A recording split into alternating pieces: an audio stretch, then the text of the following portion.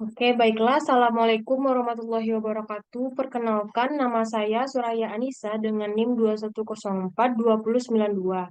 Pada, kes- pada kesempatan kali ini, saya ingin mempresentasikan hasil laporan kuliah kerja lapangan atau KKL saya yang ada di Jakarta.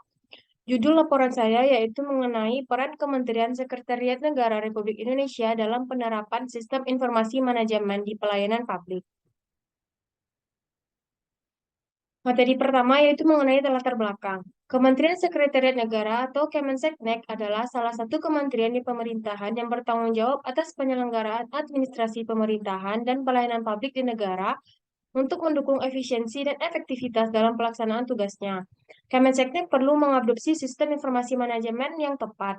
Dengan adanya SIM yang tepat dapat memudahkan Kemenseknek RI dalam memberikan pelayanan publik. Tentunya hal ini juga dapat memudahkan masyarakat dalam menerima pelayanan publik yang diberikan Kemenseknek RI seperti dengan adanya website atau aplikasi yang bisa digunakan masyarakat dalam melakukan pengaduan kepada pemerintah.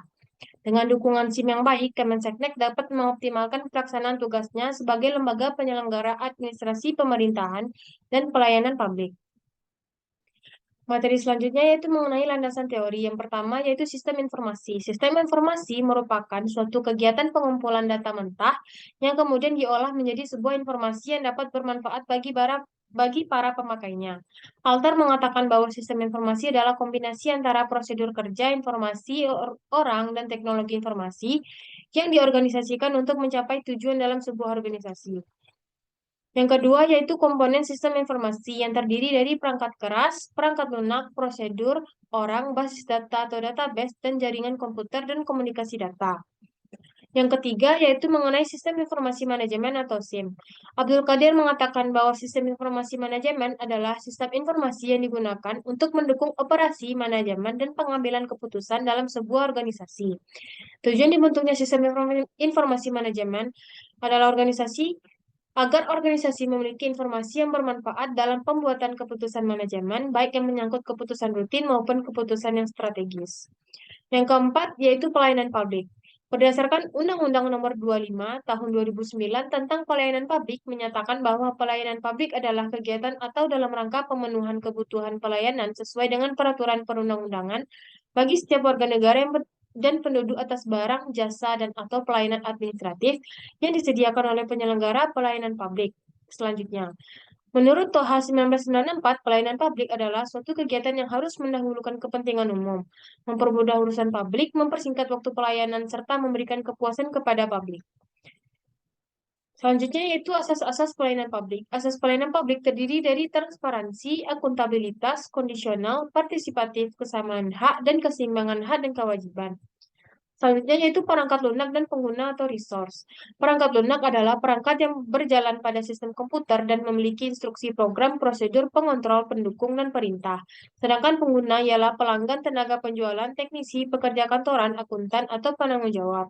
Orang yang ahli dalam sistem informasi adalah orang yang membangun dan menjalankannya. Mereka adalah analis sistem, pengembang perangkat lunak, operator sistem teknisi, dan orang lain yang bekerja dalam pengelolaan sistem informasi. Selanjutnya yaitu masuk kepada pembahasan. Yang pertama yaitu mengenai profil Kemenseknek RI. Kemenseknek adalah kementerian yang dipimpin oleh Menteri Sekretaris Negara dan berkedudukan di bawah serta bertanggung jawab kepada Presiden. Sejak awal dibentuknya hingga sekarang, tugas Kemenseknek pada umumnya adalah memberikan dukungan teknis, administrasi, dan analis kepada Presiden dan Wakil Presiden dalam menyelenggarakan kekuasaan negara. Dalam perjalanannya, Kemenseknek mengalami beberapa kali perubahan, baik tugas pokok, fungsi, kedudukan, maupun struktur kelembagaan. Perubahan itu sangat dipengaruhi oleh situasi publik yang terjadi di tanah air. Awalnya, Sekretariat Negara hanya berfungsi untuk membantu tugas administrasi kepresidenan. Pada akhirnya menjadi sebuah kementerian yang memberikan dukungan teknis, administrasi, dan analis kepada Presiden dan Wakil Presiden. Yang kedua yaitu adalah tugas dan fungsi Kementerian Sekretariat Negara RI. Yang pertama itu tugasnya. Tugasnya yaitu menyelenggarakan dukungan teknis dan administrasi kepada analis urusan pemerintahan di bidang kesekretariatan negara untuk membantu Presiden dan Wakil Presiden dalam menyelenggarakan pemerintah negara. Yang kedua yaitu yang selanjutnya yaitu fungsinya. Yang pertama yaitu Dukungan teknis dan administrasi kerumah tanggaan keprotokolan pers dan media kepada Presiden. Yang kedua, dukungan teknis dan administrasi kerumah tanggaan dan keprotokolan, serta analis kebijakan kepada Wakil Presiden dalam membantu Presiden menyelenggarakan pemerintahan negara. Yang ketiga, yaitu dukungan teknis dan administrasi kepada Presiden dalam menyelenggarakan kekuasaan tertinggi atas Angkatan Darat, Angkatan Laut, dan Angkatan Udara. Yang keempat, yaitu dukungan teknis, administrasi, dan analis dalam penyiapan izin prakarsa dan penyelesaian rancangan peraturan perundang-undangan. Yang kelima, dukungan teknis, administrasi, dan analis dalam penyelenggaraan hubungan dengan lembaga negara, lembaga non-struktural, lembaga daerah, organisasi kemasyarakatan, organisasi politik, dan lain-lain. Yang keenam, dukungan teknis dan administrasi serta analis dalam pengangkatan, pemberhentian, dan pensiun pejabat negara. Yang ketujuh, yaitu pembinaan, penataan, dan pengembangan ASN. Yang kedelapan yaitu pembinaan dan pemberian dukungan teknis dan administrasi di bidang perencanaan, keuangan, ketatausahaan, kerumah tanggaan, penyediaan prasarana dan sarana. Yang kesembilan yaitu pengelolaan barang milik atau kekayaan negara yang menjadi tanggung jawab Kementerian Kesekretariatan Negara. Yang ke-10, penyelenggaraan koordinasi kerjasama teknik antara pemerintah Indonesia dengan mitra pembangunan dan penanganan administrasi perjalanan di luar negeri. Yang ke-11 yaitu pengawasan atas pelaksanaan tugas di lingkungan Kementerian Sekretariat Negara. Dan yang terakhir yaitu pelaksanaan fungsi yang lain diberikan oleh Presiden dan Wakil Presiden serta oleh peraturan perundang-undangan.